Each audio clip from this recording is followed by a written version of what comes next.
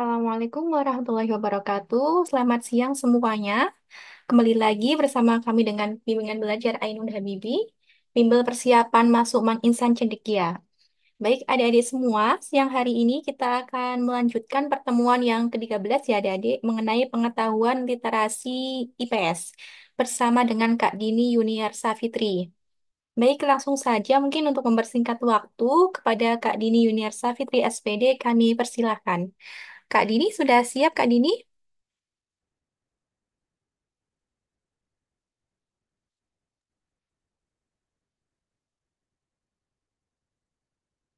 Ya sudah Kak Desi. Terdengar nggak ya? Terdengar Kak Dini tapi kurang jelas.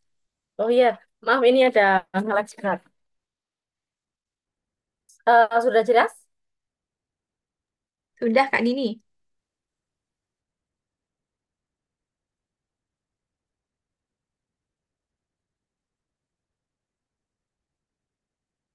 Oke, kita langsung mulai saja ya, walaupun jumlah pesertanya ini masih 6 gitu ya. Silakan teman-temannya suruh join ya. Oke, ketemu lagi sama saya Dini. Di sini saya akan membawai masih tentang literasi IPS ya, selama 1 jam ke depan. Nah, kita akan seperti biasa ya. Kemarin sudah bahas soal, mungkin pertemuan ini juga akan kita bahas soal, sekaligus nanti ada eh, materi dari saya terkait dengan soal-soal yang saya sampaikan. Nanti adik-adik semuanya bisa diskusi, bisa jawab kalau bisa-bisa ya. Jangan diam saja ya, boleh silakan ikut menjawab gitu. Oke, sambil kita tunggu untuk partisipansnya ini biar terus bertambah ya. Saya akan share screen dulu untuk soal saya.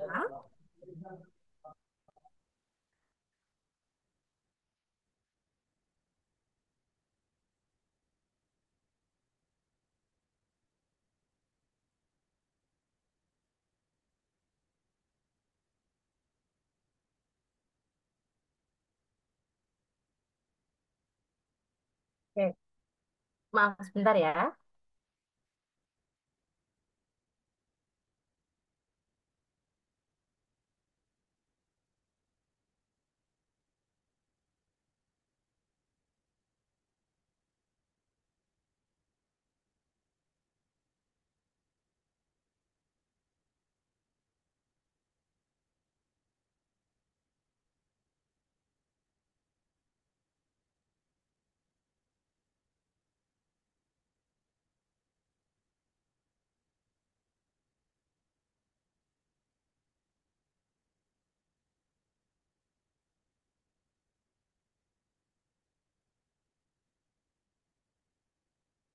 Oke, kita bahas ya soal yang pertama, nomor 1. Jadi di sini ada bacaan ya, ada informasi, ada sebuah informasi. Kita seperti biasa ya, ketika kalian melihat suatu soal, soalnya itu tentang bacaan yang banyak, atau tentang gambar, atau infografis, dan lain sebagainya, kita langsung saja baca ke pertanyaannya. Ya, barangkali ada isi, apa namanya, yang dicari itu ada di literasinya atau mungkin itu hanya sebagai pengantar aja gitu ya. Nah, kita bahas langsung ya. Berdasarkan informasi di atas, pengaruh interaksi antar ruang kerjasama internasional WHO adalah, oke kita baca dulu untuk informasinya karena pertanyaannya ini mengacu pada informasi yang ada di dalam sini. WHO dan para mitranya berkomitmen mempercepat pengembangan vaksin COVID-19 sambil mempertahankan standar-standar keamanan tertinggi. Di masa lalu, vaksin dikembangkan melalui serangkaian langkah yang dapat berlangsung selama bertahun-tahun. Saat ini, dengan mendesaknya kebutuhan akan suatu vaksin COVID-19, investasi keuangan dan kolaborasi ilmiah yang belum pernah ada sebelumnya menimbulkan perubahan-perubahan dalam pengembangan vaksin. Perubahan ini berarti bahwa beberapa langkah di dalam proses penelitian dan pengembangan dilakukan secara paralel sambil mempertahankan standar-standar uji klinis dan keamanan yang ketat. Sebagai contoh, beberapa uji klinis mengevaluasi beberapa vaksin secara bersamaan. Namun, hal ini tidak membuat penelitian menjadi kurang ketat. Kira-kira nih, berdasarkan informasi di atas, pengaruh interaksi antar ruang kerjasama internasional WHO adalah WHO itu apa ya? Ada yang tahu nggak? WHO itu kerjasama di bidang apa ya? WHO itu salah satu kerjasama di bidang kesehatan, betul. Nah, berarti di opsi yang kakak cantumkan ini, mana sih yang dia kaitannya dengan kesehatan ya, atau kerjasama dalam bidang kesehatan? Apakah yang A, peluang penanaman modal meningkat? Betul, salah? Bukan ya, karena penanaman modal meningkat itu biasanya kaitannya dengan perekonomian, ya, MIE biasanya. Kemudian kalau yang B, taraf kesehatan penduduk dunia meningkat. Ini sesuai dengan konteks di atas nggak ya? Bisa jadi ya, tapi belum tentu jawabannya. Oke, kemudian yang C, sektor pariwisata mengalami perkembangan. Di sini kok pariwisata ya? Padahal yang diminta adalah dari segi kesehatan. Berarti C juga bukan jawabannya ya. Apakah yang D, teknologi bidang kesehatan semakin berkembang? Kira-kira lebih tepat yang B atau yang D ya? Lebih tepat yang mana nih? Yang B atau D nih? Ayo suaranya mana?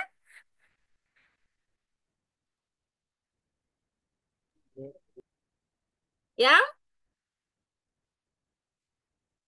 yang D ya. Oke, betul yang D.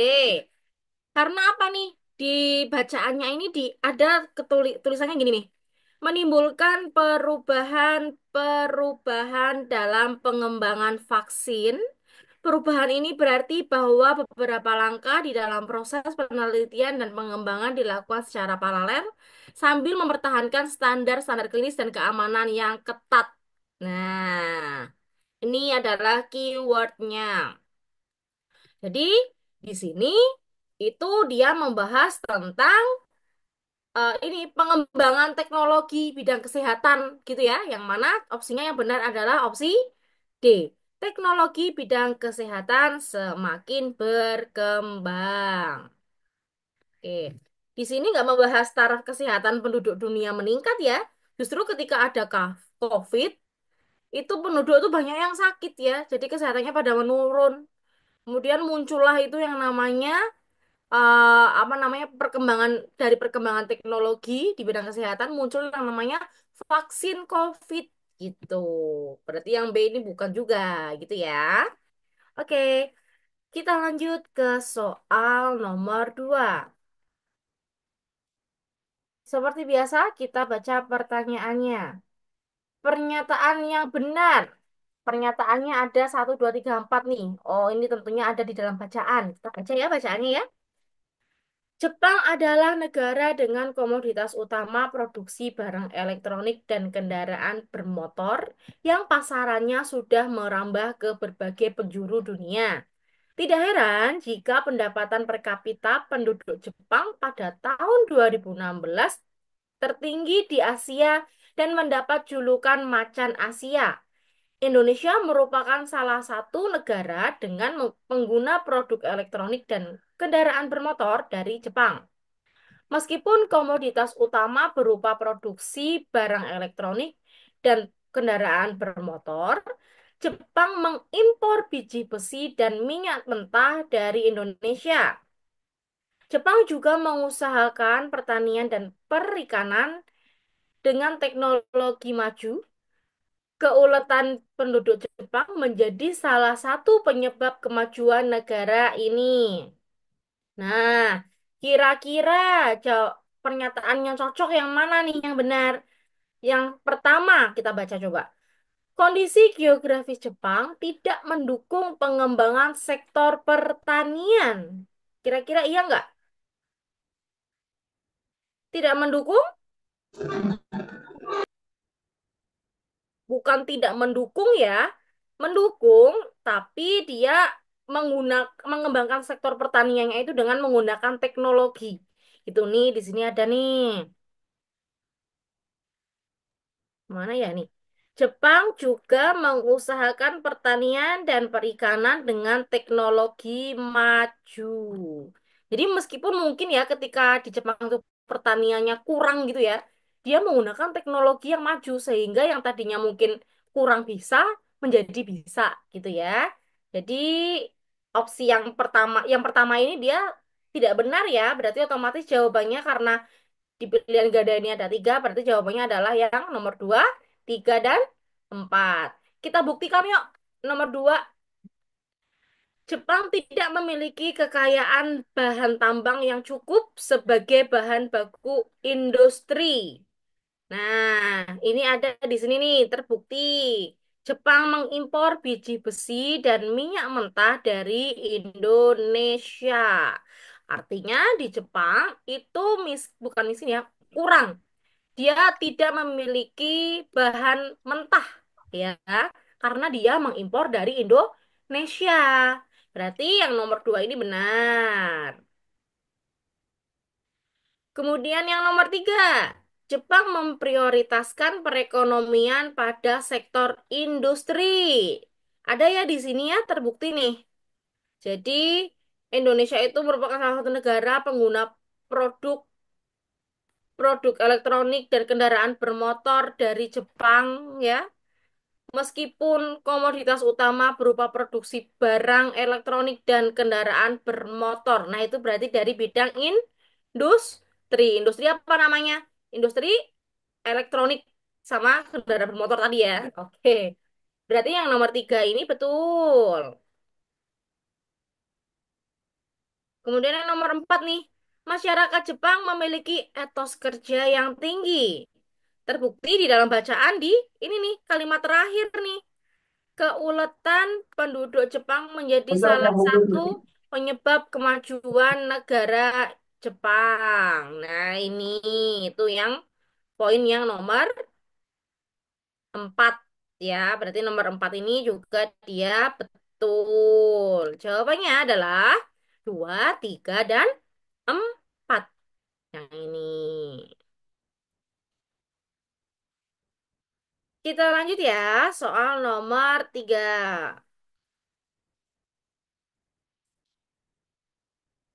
Bacalah teks tentang suku Baduy berikut. Jadi di sini ada teks tentang suku Baduy. Ada yang dari Baduy kalian? Atau mungkin sudah pernah ke Baduy? Tidak ya? Oke. Jadi saya akan membacakan tentang suku Baduy. Di Provinsi Banten terdapat suku Baduy. Suku Baduy Dalam merupakan suku asli Sunda Banten yang masih menjaga tradisi anti modernisasi, baik cara berpakaian maupun pola hidup lainnya. Suku Baduy Rawayan tinggal di kawasan cagar budaya Pegunungan Kendeng seluas 5.101,85 hektar di daerah Kanekes, Kecamatan Lewidamar, Kabupaten Lebak. Perkampungan masyarakat Baduy umumnya terletak di daerah aliran Sungai Ciujung di Pegunungan Kendeng. Daerah ini dikenal sebagai wilayah tanah titipan dari nenek moyang yang harus dipelihara dan dijaga baik-baik, tidak boleh dirusak. Berdasarkan teks di atas, penyebab lambatnya proses perubahan sosial budaya pada suku Baduy adalah, jadi perubahan sosial itu bisa melambat, bisa cepat ya. Karena apa? Karena dipengaruhi oleh unsur-unsur luar biasanya, unsur-unsur luar seperti manusia atau hal-hal yang ada di luar. Biasanya karena ini sosial budaya berarti kaitannya sama manusia. Ketika ada manusia luar dia masuk ke sebuah suku, itu akan berperan dia mampu membawa perubahan sosial.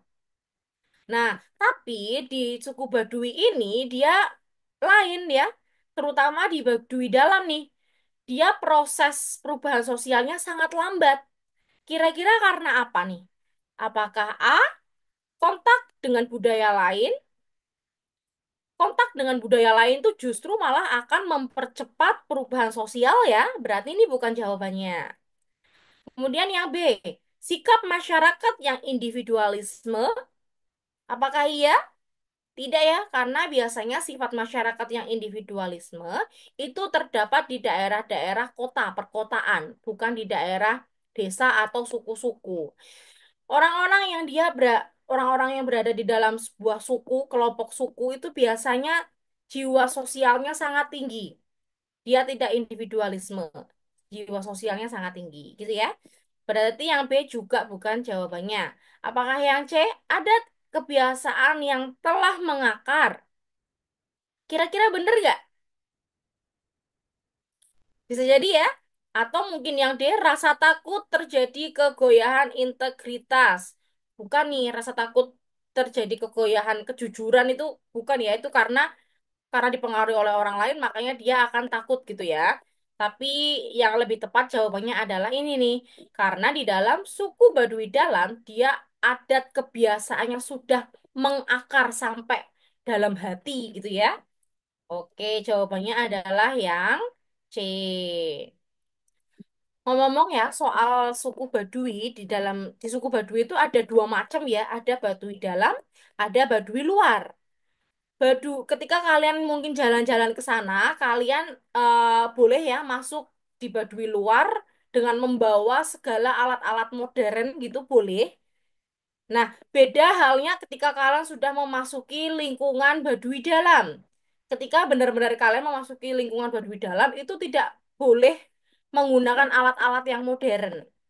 Mereka di sana itu benar-benar masih sungguh menjaga tradisi dan anti modernisasi. Bahkan tidak pakai sendal orang-orang di sana tuh.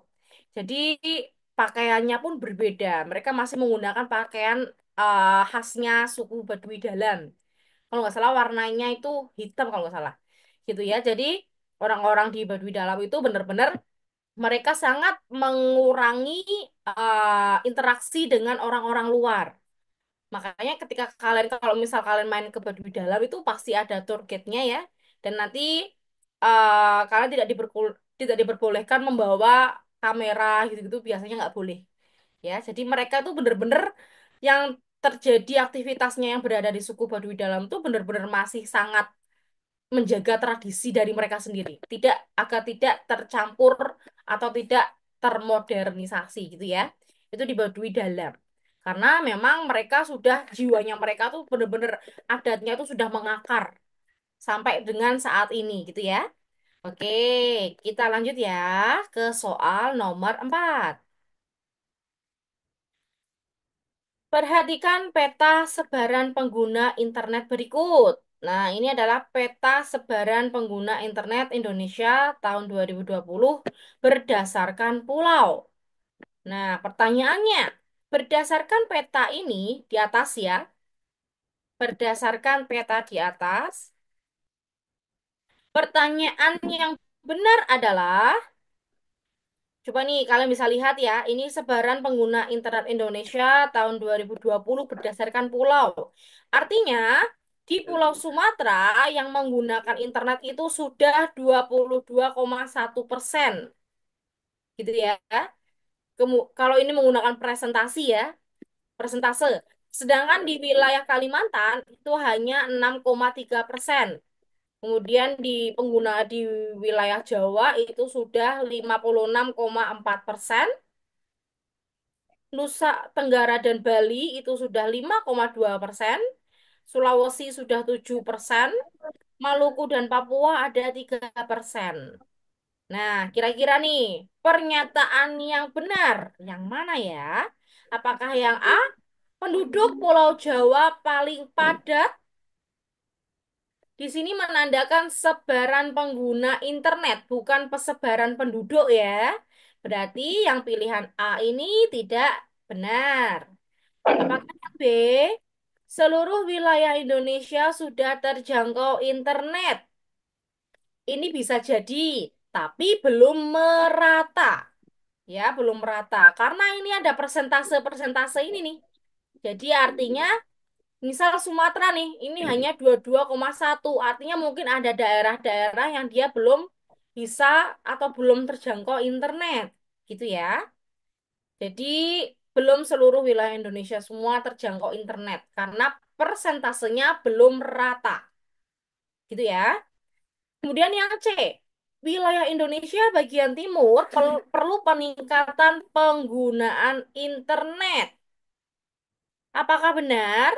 Ini bukan pernyataan ya, tapi ini adalah sebuah saran atau solusinya bagaimana terhadap peta ini. Jadi ini benar tapi kurang tepat, gitu ya. Nah, coba kita lihat yang opsi D. Lebih dari setengah pengguna internet Indonesia berada di Pulau Jawa. Lebih dari setengah kah? Kalau 100%, 56,4%. Ini dia sudah lebih dari setengah ya. Berarti jawabannya ya D. Ada yang benar? Yang jawab D tadi siapa? Oke. Kalau bisa, silakan bisa jawab ya. Jangan diem-diem aja. Kita lanjut ya. Soal nomor 5. Terjadinya interaksi antar negara, baik itu interaksi kerjasama bilateral, regional, maupun internasional, memunculkan banyak dampak positif maupun negatif. Salah satu contohnya adalah hubungan kerjasama antara Indonesia dengan Jerman. Indonesia dapat memperoleh alat elektronik canggih dari Jerman, sedangkan Jerman dapat memperoleh bahan mentah berupa kelapa sawit dari Indonesia. Berdasarkan contoh tersebut, dampak positif interaksi antar negara adalah kira-kira yang mana jawabannya?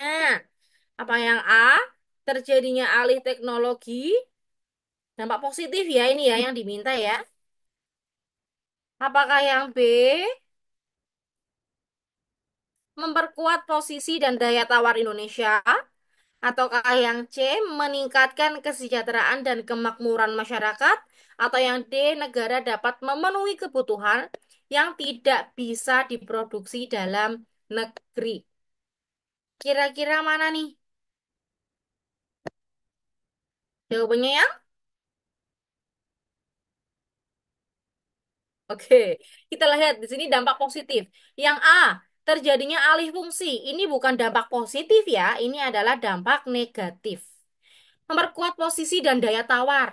Di sini konteksnya itu adalah kerjasama antara Indonesia sama Jerman. Indonesia itu punya kelapa sawit, tapi dia nggak punya alat elektronik yang canggih. Sedangkan Jerman mempunyai alat elektronik yang canggih, tapi dia tidak mempunyai kelapa sawit. Sehingga kedua negara ini itu terjadi interaksi antar dua negara tersebut yang disebut sebagai interaksi antar ruang apa nih? Kan interaksi ada tiga ya, nanti akan kakak munculkan materinya. Jadi saling melengkapi gitu ya, interaksi yang saling melengkapi. Nah, berarti untuk yang ini kurang tepat nih, yang B. Kalau yang C meningkatkan kesejahteraan dan kemakmuran masyarakat, ini belum tepat ya. Yang tepat yang saling melengkapi mungkin yang D ya. Negara dapat memenuhi kebutuhan yang tidak bisa diproduksi di dalam negeri. Jawabannya adalah yang B. Karena mereka saling melengkapi. Tadi jadi ada wilayah yang namanya surplus dan defisit. Wilayah surplus itu adalah wilayah yang dia memiliki sumber daya yang berlebih. Sedangkan wilayah yang defisit itu wilayah yang tidak atau kekurangan sumber daya. Nah, jika ada dua wilayah yang mereka seperti ini nih konteksnya, itu mereka akan saling berinteraksi, ya. Oke, kakak munculkan untuk materinya sebentar.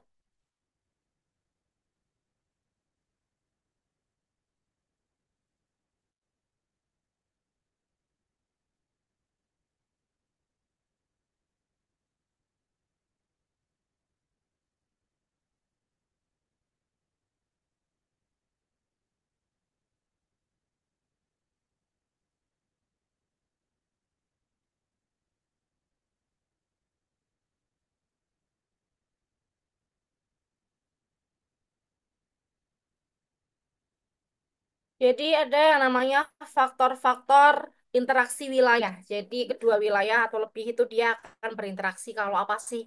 Kalau ada kasus ketiga faktor ini ya. Yang pertama, faktornya karena wilayah-wilayah yang saling melengkapi. Nama lainnya adalah regional complementary. Hubungan wilayah yang saling melengkapi dimungkinkan karena adanya perbedaan wilayah dalam ketersediaan dan kemampuan sumber daya.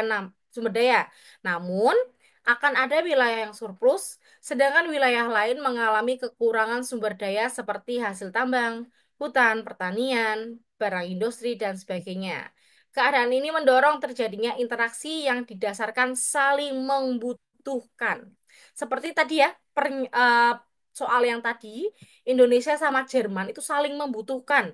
Indonesia butuh elektronik, Jerman itu butuh sumber bahan baku. Nah, akhirnya mereka akan saling interaksi dengan konteks faktor regional komplementari atau saling melengkapi karena saling butuh. Gitu ya. Kemudian ada faktor yang kedua, yaitu faktor kesempatan untuk berintervensi atau intervening opportunity. Kesempatan berintervensi merupakan suatu kemungkinan perantara yang dapat menghambat timbulnya interaksi antar wilayah atau dapat menimbulkan suatu persaingan antar wilayah. Misalnya kayak gini, secara potensial antara wilayah A dan B itu sangat mungkin terjadi hubungan timbal balik karena mereka tadi saling membutuhkan, gitu ya. Sebab A kelebihan sumber daya X dan kekurangan sumber daya Y, sedangkan keadaan yang di B sebaliknya. Mereka kekurangan sumber daya X dan kelebihan sumber daya Y. Akan tetapi, karena kebutuhan masing-masing wilayah itu secara langsung telah dipenuhi oleh wilayah C, maka interaksi antara wilayah A dan B menjadi lemah. Hal dalam hal ini, wilayah C berperan sebagai alternatif pengganti suatu sumber daya bagi wilayah A atau wilayah B. Misalnya gini, antara wilayah A dan wilayah B itu biasanya mereka saling berinteraksi karena saling membutuhkan. Tiba-tiba muncul orang ketiga yaitu wilayah C.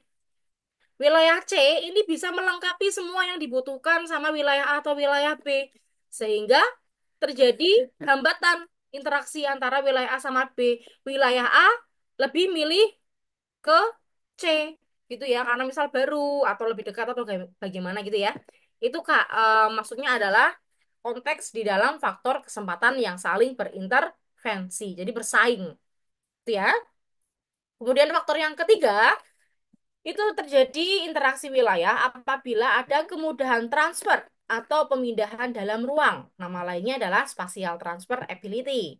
Faktor ini yang mempengaruhi pola interaksi antar wilayah ialah adanya kemudahan pemindahan dalam ruang. Jadi adanya kemudahan, poinnya di sini ya, adanya kemudahan pemindahan dalam ruang. Baik proses pemindahan manusia, barang maupun informasi. Kemudahan pemindahan dalam ruang itu sangat bergantung pada hal-hal berikut, yaitu contohnya jaraknya, terus apa relatif dan relatif antar wilayahnya, biaya angkutannya, biaya transportasinya untuk memindahkan manusia atau barang atau informasinya. Kemudian kemudahan dan kelancaran prasarana transportasinya, jalannya, medannya, gitu ya. Kondisi jalannya, relief wilayahnya, jumlah kendaraannya sebagai transportasi dan lain sebagainya. Ini adalah faktor kemudahan transfer atau pemindahan dalam ruang atau spatial transfer ability. Gitu ya. Nah, ini kaitannya dengan faktor-faktor interaksi wilayah. Kita kembali lagi ke soal yang tadi.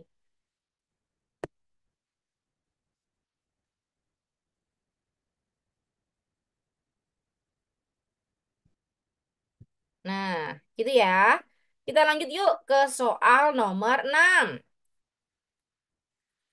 Benua Asia dengan julukan Benua Kuning merupakan salah satu dari 6 benua di bumi yang berpenghuni. Benua Asia dibagi menjadi 5 kawasan, yaitu Asia Tenggara, Asia Barat, Asia Timur, Asia Selatan, dan Asia Tengah. Wilayahnya berbatasan dengan Samudra Hindia, Samudra Pasifik, Selat Bering, Laut Tengah, Laut Merah, Laut Arktik, dan Pegunungan Ural. Luas wilayah benua Asia kurang lebih sekitar 44,58 juta kilometer persegi. Negara dengan populasi jumlah penduduk terbanyak di Asia adalah Cina, yaitu 1,4 miliar. Oh ya, kaitannya dengan bacaan ini ya, untuk jumlah penduduk terbanyak saat ini di dunia atau di Asia ya sama aja, itu sudah bukan Cina ya sekarang ya. Sekarang ini apa ada yang tahu nggak? Negara dengan jumlah penduduk terbanyak di dunia. Ada yang tahu sekarang apa? India. India. Iya. India ya sekarang ya, bukan Cina lagi. Ini mungkin di tahun kemarin-kemarin gitu ya. Oke. Nah, tapi kita fokus langsung ke pertanyaannya. Penyebab jumlah penduduk Asia besar itu berkaitan dengan erat dengan titik-titik. Kira-kira jawabannya yang mana nih? A. Letak astronomis dan kesuburan tanah. Atau B. Luas dan kekayaan sumber daya alam. Atau yang C. Penguasaan teknologi dan keadaan alam. Atau yang D. Kondisi fisik perkembangan ilmu pengetahuan. Sesuai dengan konteks bacaan di atas. Kira-kira yang mana?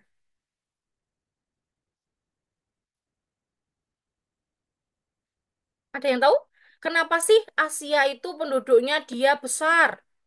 Kira-kira karena apa?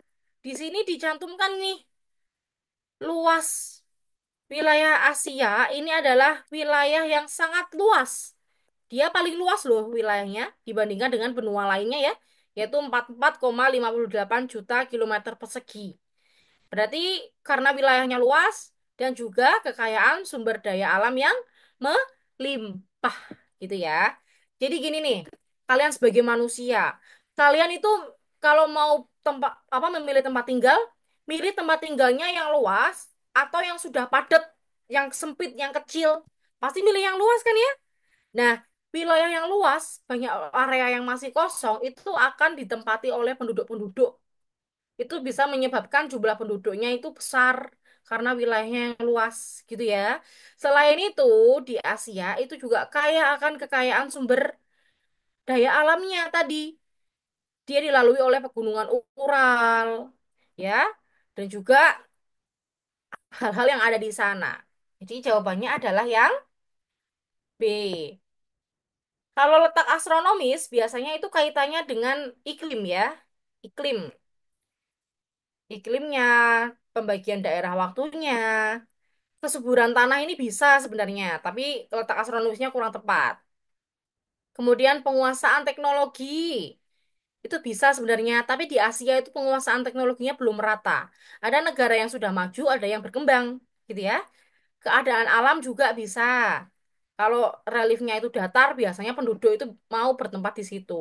Tapi di sini dinyatakan nih, di Asia itu dia daerahnya ada samudra, laut, pegunungan. Berarti keadaan alamnya, reliefnya itu yang naik turun gitu ya. Berarti kurang tepat. Terus yang D, kondisi fisik perkembangan ilmu pengetahuan. Di sini tidak dibahas ya, di sini nggak dibahas hal itu. Jawabannya berarti adalah yang B. Tuh. Kita lanjut yuk soal nomor 7 dan 8. Bentar. Perhatikan infografis berikut untuk menjawab soal nomor 7 dan 8. Di sini ada infografis tentang Bung Tomo ya. Mengenal Bung Tomo. Sutomo atau Bung Tomo lahir di Surabaya 3 Oktober 1920. Ia adalah pahlawan yang terkenal karena peranannya dalam membangkitkan semangat rakyat untuk melawan kembalinya penjajah Belanda melalui tentara NICA yang berakhir dengan pertempuran 10 November 1945. Pada pertempuran tersebut, pejuang sekaligus tokoh jurnalis asal Surabaya ini berhasil mengobarkan semangat juang rakyat Indonesia dengan semboyan merdeka atau mati, di mana peristiwa tersebut hingga kini diperingati sebagai Hari Pahlawan. Ia meninggal di Padang Arafah, Arab Saudi, 7 Oktober 1981 pada umur 61 tahun ketika sedang menunaikan ibadah haji. Berbeda dengan tradisi untuk memakamkan para jemaah haji yang meninggal dalam ziarah ke Tanah Suci, jenazah Bung Tomo dibawa kembali ke tanah air dan dimakamkan bukan di sebuah taman.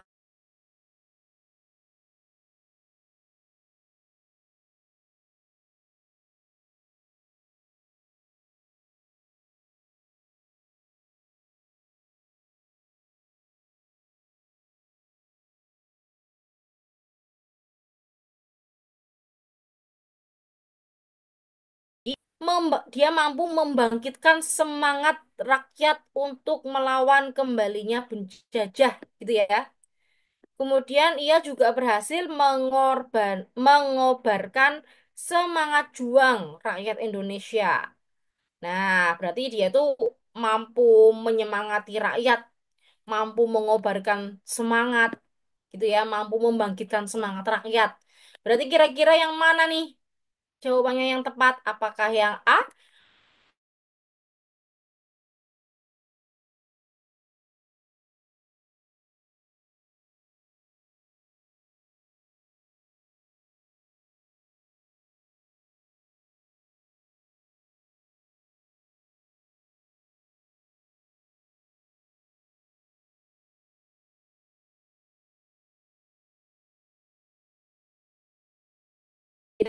Kegiatan itu dilakukan secara bersama-sama.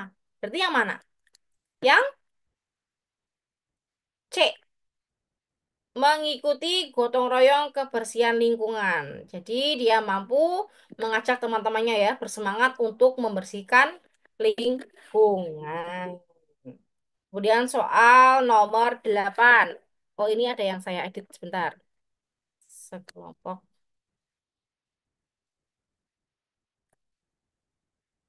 Oke. Lanjut.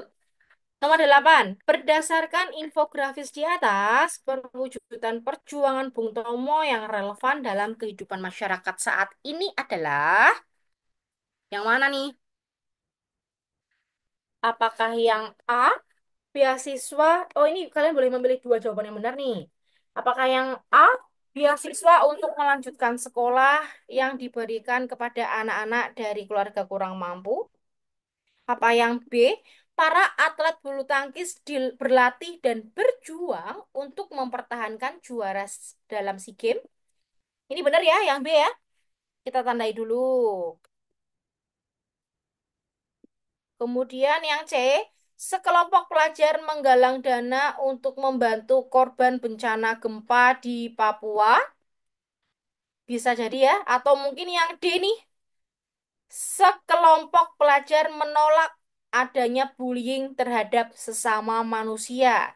Kira-kira yang apa ya, yang mampu mengobarkan semangat juang itu yang mana?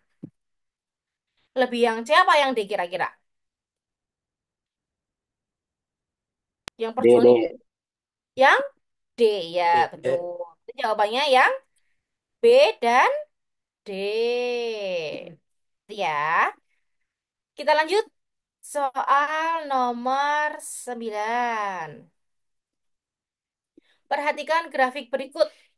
Di sini ada neraca perdagangan Indonesia tahun 2019 ya. Yang mana di sini adalah grafik ekspor impor di bulan Februari sampai dengan Juni. Pertanyaannya, berdasarkan grafik tersebut, defisit tertinggi di semester pertama tahun 2019 berada di bulan. Defisit tadi apa? Defisit kekurangan ya. Jadi artinya kalau kekurangan itu berarti dia itu lebih banyak impornya daripada ekspornya. Kalau berlebih, suatu negara itu cenderung melakukan ekspor. Dia mengirim barang. Tapi kalau kekurangan, dia akan meminta barang, mengambil barang atau impor. Itu ya. Nah, kira-kira defisit tertinggi itu terjadi apabila berarti impornya lebih besar daripada ekspor. Itu terjadi di bulan apa ya? Coba kita lihat di bulan Januari ini defisit apa surplus? Lawannya defisit adalah surplus ya. Ini defisit atau surplus nih? Defisit. Defisit ya. Impornya dia 15, ekspornya 13,9. Artinya dia defisit sebanyak 1,1 gitu ya. Oke, ini defisit. Kemudian yang B, yang Februari ini defisit atau surplus nih. Ekspornya lebih besar dari impor, artinya dia surplus ya, surplus 0,3 berarti bukan Surplus. tentu bukan Februari. Kalau yang Maret ini surplus juga ya, surplus 0,6 berarti bukan yang ini juga. Apakah yang Surplus. April ini defisit apa surplus nih? Defisit ini ya, 15,4 dikurangi 13,1 berarti sekitar 2,3 defisitnya. Kita lihat dulu yuk yang Mei. Ini surplus ya, surplus sebanyak 0,2. Juni juga nih, dia surplus juga nih 0,2. Berarti jawabannya kalau nggak yang Januari adalah yang April. Yang diminta adalah yang tertinggi.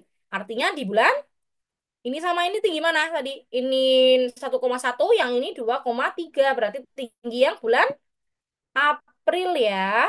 Jawabannya adalah yang bulan April. Kalau yang kakak tanyakan surplus tertinggi terjadi di bulan apa? Surplus tertinggi. Ayo suaranya. Kalau surplus tertinggi terjadi di bulan apa ini? Bulan Mei. Bulan? Ayo. Surplus Mei. tertinggi. Maret atau Februari atau Mei atau Juni? Maret. Ini nih, Maret ya. Sebanyak 0,6. Nih, ini surplus tertinggi di bulan Maret. Gitu ya. Oke, kita lanjut soal nomor 10. Keadaan alam di wilayah ini, jadi ini ada wacana nih. Pertanyaannya itu wacana di atas menunjukkan bentang alam wilayah mana. Keadaan alam di wilayah, sorry. Hmm, keadaan alam di wilayah ini dibagi menjadi tiga, yaitu pegunungan, dataran tinggi, dan dataran rendah. Rangkaian pegunungannya adalah Pegunungan Andes yang membentang dari utara ke selatan dengan puncak tertingginya yaitu Gunung Aconcagua di ketinggian 6.959 meter. Dataran tinggi utama di kawasan ini adalah dataran tinggi Guyana, dataran tinggi Patagonia, dan dataran tinggi Brazil. Dataran rendahnya berada di sekitar lembah-lembah sungai besar, yaitu Sungai Amazon dan Sungai Orinoco dengan anak-anak sungainya. Daerah ini merupakan daerah rendah yang luas dan subur. Sebagian besar tertutup oleh hutan Amazon yang sangat luas. Wacana di atas menunjukkan bentang alam wilayah mana nih kira-kira? Ada yang tahu nggak? Di sini ada Sungai Amazon, ada Brasil, kemudian ada apa lagi nih? Guyana, daerah Guyana, ada Pegunungan Andes. Itu adalah daerah-daerah yang ada di Amerika mana nih? Ada yang tahu nggak? Nggak ada yang tahu nih. Amerika Selatan. Jawabannya Amerika Selatan ya. Kakak munculkan mapnya biar kalian tahu. Bentar. Eh,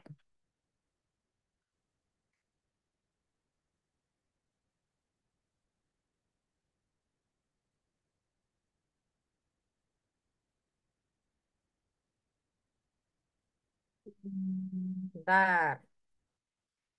Kakak punya petanya nih. Nah, ini peta Amerika Selatan ya, benua Amerika Selatan. Tadi ya disebutkan ya, ada wilayah Brasil. Brasil itu adanya dia di Amerika Selatan ya. Kemudian di sini ada Sungai Amazon nih. Sungai Amazon, sungai panjang ya. Terus ada lagi Pegunungan Andes, nih Pegunungan Andes. Di sini di Amerika Selatan juga ya dia ya, Pegunungan Andes. Terus mana lagi daerah Guyana dan lain sebagainya. Ini adalah daerah-daerah yang dia ada di Amerika Selatan. Jawabannya Amerika Selatan ya. Kita lanjut lagi ke soal yang tadi.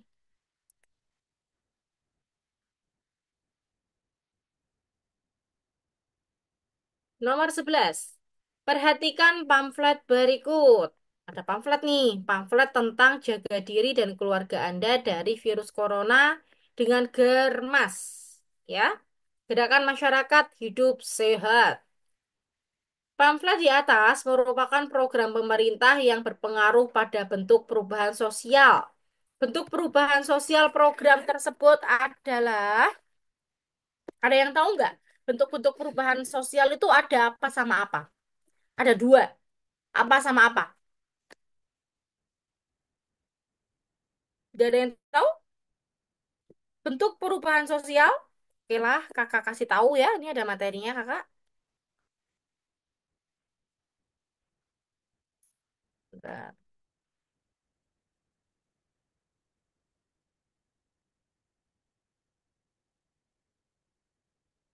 Bentuk perubahan sosial itu macamnya ada dua ya. Jadi perubahan sosial itu dapat terjadi melalui dua bentuk utama, yaitu evolusi dan revolusi. Evolusi adalah perubahan sosial yang terjadi secara bertahap, seringkali selama jangka waktu yang sangat panjang. Jadi bertahap, karena dia bertahap, tercapainya atau proses perubahannya itu terjadi dalam waktu yang lama. Berbeda dengan revolusi. Kalau revolusi itu adalah perubahan sosial yang terjadi secara mendadak dan mengganggu tatanan yang ada. Jadi tiba-tiba terjadi yang namanya bencana mendadak ya, sehingga akan memporak-porandakan wilayah sekitar atau sama dengan mengganggu tatanan yang sudah ada. Me, apa ya, perubahan yang dia mengganggu semua norma-norma, aturan-aturan yang ada di situ. Itu adalah revolusi. Nah, kira-kira nih dari konteks pertanyaan tadi ya, sesuai dengan gambarnya, di sini adalah pamflet tentang corona. Dari peristiwanya corona masih ingat ya dulu ya kalian ya. Kita dituntut untuk belajar dari rumah, lockdown, nggak boleh kemana-mana.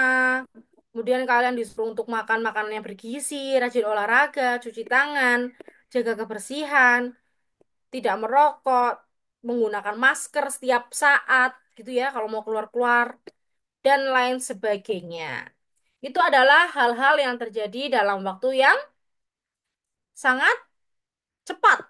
Yang biasanya kita nggak pakai masker, jadi disuruh pakai masker. Gitu ya, berarti artinya ini adalah perubahan sosial apa nih? Evolusi atau revolusi nih? Yang mana? Yang revolusi. Iya, yang B, revolusi. Jadi, masih ingat nggak ketika terjadi COVID ya, tiba-tiba kita disuruh pakai masker, tiba-tiba kita suruh belajar di rumah, yang harusnya belajar itu di sekolah ya, di kelas, itu kan disuruh belajar dari rumah online. Nah, itu kan sudah memberikan perubahan yang tiba-tiba, gitu ya. Tidak sedikit demi sedikit ya. Ya kalau sedikit demi sedikit itu yang evolusi. Tapi kalau dalam jangka yang langsung drastis cepat gitu ya namanya revolusi. Tuh. Oke, kita lanjut ke soal nomor 12. Di sini ada wacana nih. Simaklah wacana tentang globalisasi berikut. Seiring globalisasi, arus barang produk pertanian semakin bebas dan mudah memasuki wilayah Indonesia. Kunci menghadapi globalisasi tersebut dengan efisiensi usaha tani dengan tiga langkah yang bersifat makro, yaitu meningkatkan jumlah produksi sehingga tercapai kecukupan pangan nasional, dan meningkatkan efisiensi biaya produksi sehingga produk pertanian memiliki daya saing harga. Pemerintah melakukan kebijakan di bidang pertanian dengan meningkatkan fasilitas bantuan alat mesin pertanian secara signifikan yang berakibat telah menggeser kegiatan usaha pertanian dari sistem tradisional menuju pertanian yang modern. Nah, pertanyaannya adalah dampak positif akibat globalisasi pada wacana di atas adalah ini yang ditanyakan adalah dampak positifnya. Kira-kira jawabannya yang mana? Apakah yang A, lunturnya norma atau kaidah budaya lama yang telah ada sejak dulu? Ini dampak positif apa negatif nih? Negatif ya. Berarti bukan ini.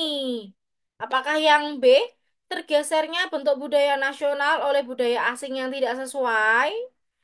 Ini juga dampak negatif.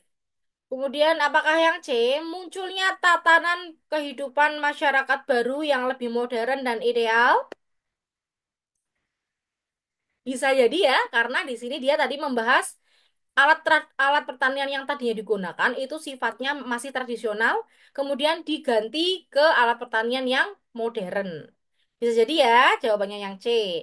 Atau mungkin yang dia nih, membentuk pola pikir masyarakat untuk meninggalkan tradisi kuno yang sudah tertanam. Ini bukan ya, ini dampak negatif ya. Berarti oke valid, jawabannya adalah yang C. Kita lanjut ya soal nomor 13. Berikut ini pendapatan nasional dan jumlah penduduk negara alfa, beta, dan theta selama tahun 2018. Ini pendapatan nasional. Yang mana pendapatan nasional itu didapat dari jumlah pendapatan apa namanya total jumlah pendapatan dibagi dengan jumlah penduduk. Nah, pendapatannya itu segini. Nah, pembagian dari ini namanya pendapatan per kapita gitu ya. Oke. Dan di sini bisa kalian hitung ya. Negara alfa pendapatannya ini adalah 350.000, jumlah penduduknya ada 70. Dengan 70 jumlah penduduk pendapatannya segini. Terus kalau yang beta 80 penduduk pendapatannya 320.000. Kalau yang ketiga negara teta jumlah penduduknya 40 pendapatannya 306. Yang dapat mengenai pendapatan per kapita ketiga negara adalah yang benar yang mana nih? Apakah yang A, pendapatan per kapita negara alfa lebih besar dari negara theta? Kakak sudah punya penyelesaiannya. Langsung saja ya, biar cepat ya.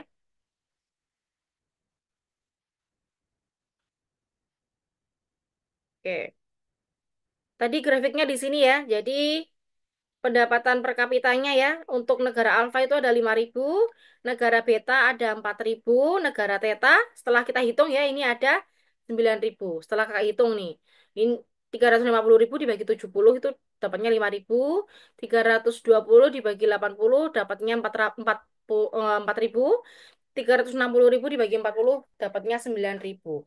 Dari sini kalian sudah membaca ya, pendapatan per kapita yang paling tinggi adalah negara theta.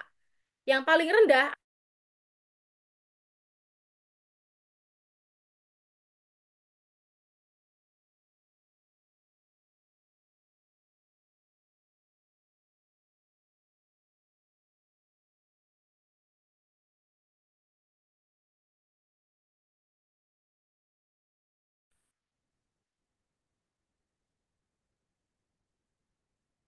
Oke, kita lihat opsinya.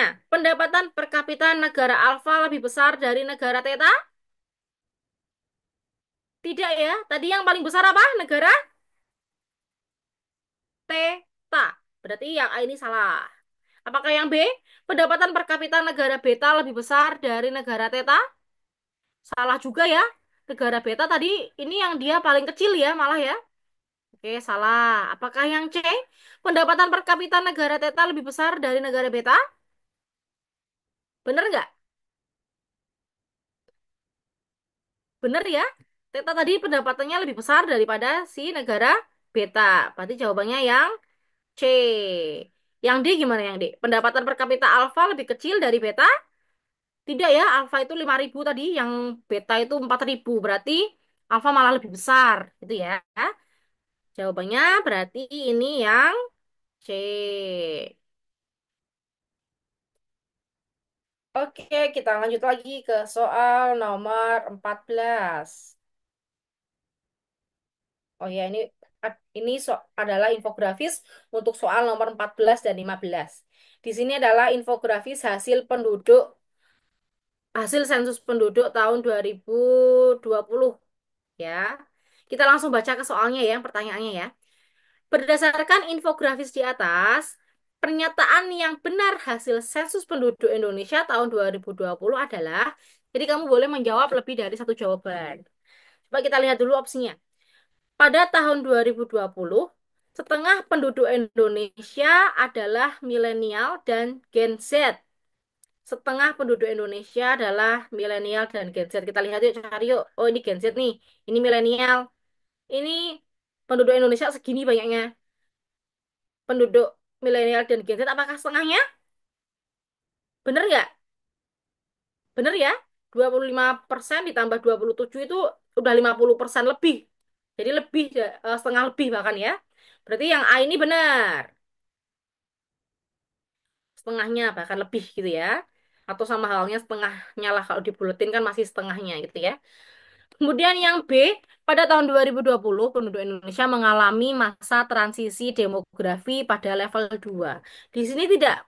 Di sini apakah menjelaskan tentang transisi demografi? Demografi? Tidak ya. Nggak ada level-level nih kalau kita baca di sini.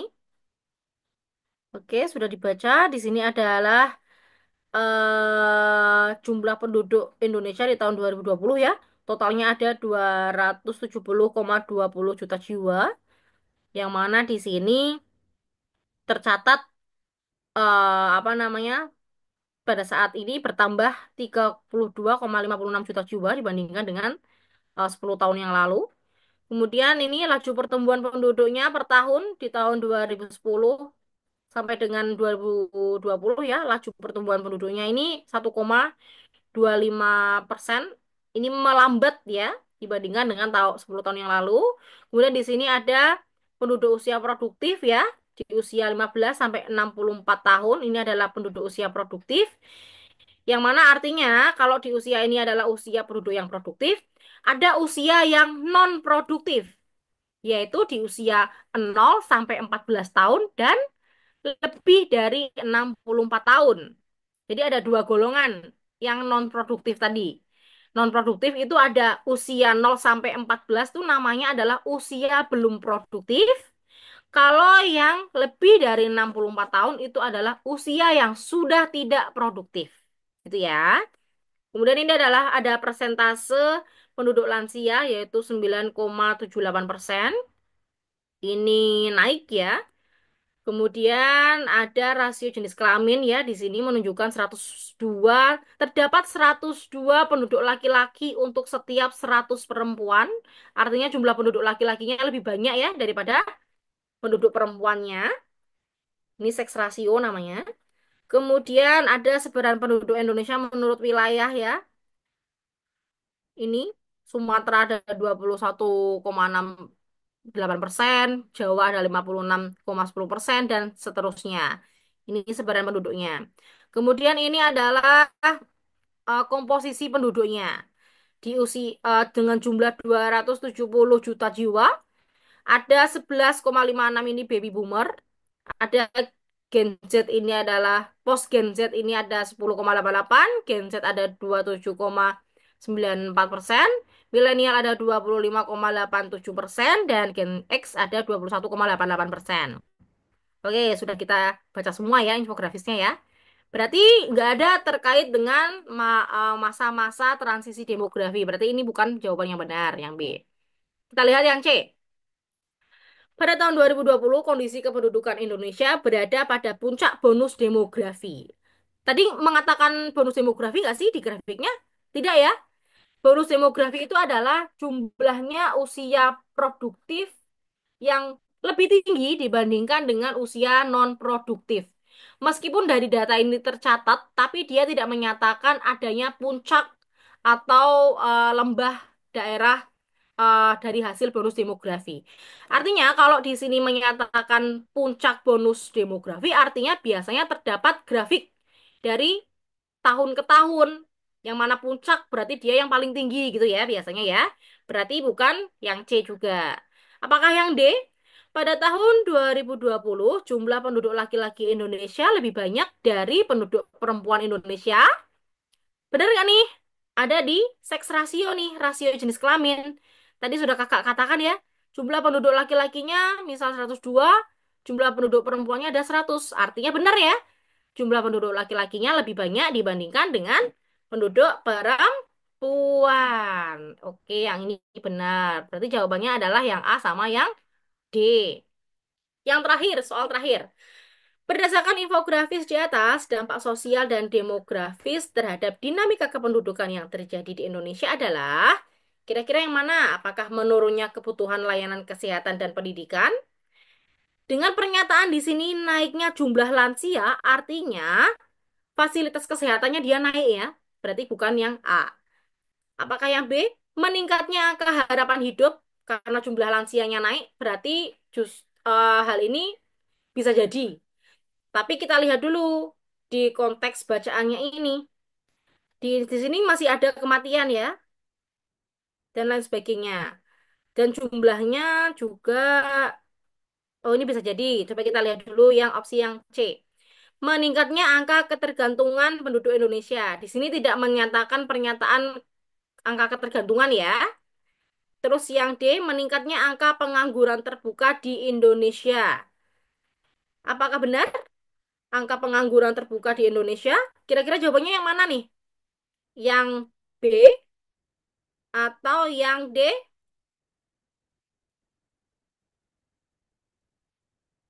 Karena usia lansia di sini itu dia naik dari 10 tahun yang lalu, artinya angka harapan hidupnya dia tinggi. Berarti jawabannya adalah yang B ya ini ya. Oke. Ya, selesai untuk pertemuan kita hari ini. Ada yang mau ditanyakan? Kalau tidak ada, kakak akhiri ya untuk pertemuan kita hari ini. Maaf, ini waktunya sudah lebih ya. Terima kasih adik-adik atas perhatiannya. Semoga lain waktu kita masih ketemu kembali ya. Walaupun ini kayaknya pertemuan terakhir ini di literasi IPS. Nah, sekian dari saya. Kurang lebihnya saya mohon maaf apabila ada kesalahan kata. Terima kasih atas kehadiran dan perhatiannya. Wassalamualaikum warahmatullahi wabarakatuh. Waalaikumsalam warahmatullahi wabarakatuh. Terima kasih banyak Kak Dini yang telah mengisi materi literasi IPS pada hari ini. Next, adik-adik ya, ini untuk materi selanjutnya yaitu mengenai kepribadian. Kepada Kak Ridwan, apakah sudah siap di sana Kak Ridwan? Kak Ridwan atau Kak Nur? Oke, Kak Nur sudah siap? Oke Kak Nur, lanjut ke materi selanjutnya ya Kak Ya, mengenai kepribadian. Monggo oke. Kak Nur. Halo, udah siap, Ya, Mbak Pak Des? Kawan. Ya siap Kawan. Ya, oke, siap, siap. Oke, buat host ya? Buat host ya, Mbak ya? Ya. Hmm. Oke, oke. Oke, Assalamualaikum warahmatullahi wabarakatuh.